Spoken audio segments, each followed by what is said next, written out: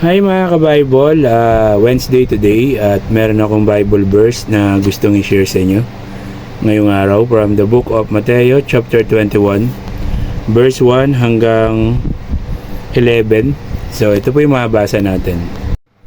Matagumpay na pagpasok sa Jerusalem.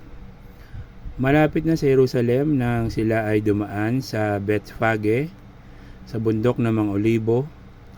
Inutusan ni Jesus ang dalawa sa kanyang mga alagad. Pumunta kayo sa sunod na nayon at makikita ninyo kaagad doon ang isang inahing asno na nakatali, kasama ang kanyang anak.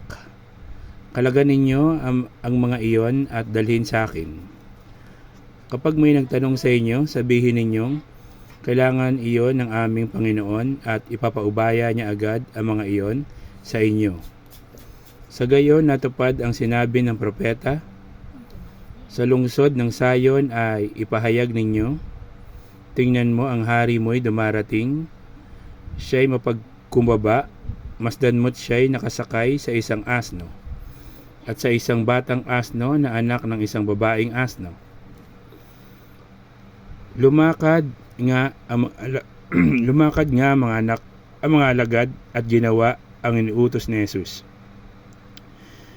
Dinala nila kay Jesus ang inahing asno at ang mga anak nito, at sinapin sa likod ng mga ito ang kanilang balabal. Pagkatapos sumakay dito si Jesus, maraming naglatag ng kanilang balabal sa daan. Mayroon namang pumutol ng mga sanga ng kahoy at ito'y inilatag sa daan. Nagsigawan ang mga taong nauna at sumusunod sa kanya. Sigaw nila, purihin ang anak ni David. Pinagpala ang dumarating sa pangalan ng Panginoon. Purihin ang Diyos. Pagpasok ni Jesus sa Jerusalem, nagulo ang buong lungsod.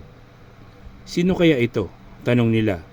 Si Jesus, ang propetang taga Nazaret sa Galilea, sagot ng karamihan.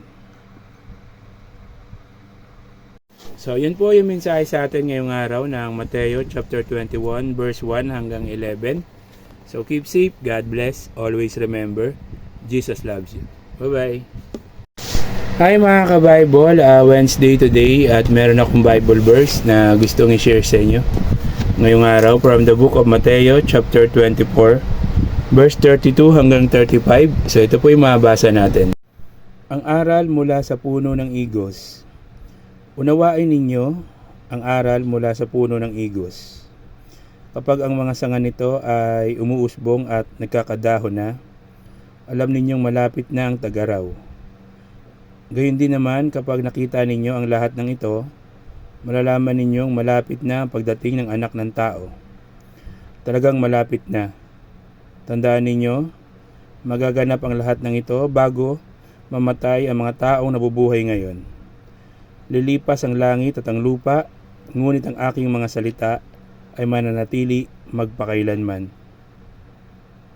So, yun po yung mensahe sa atin ngayong araw ng Mateo chapter 24, verse 32 hanggang 35.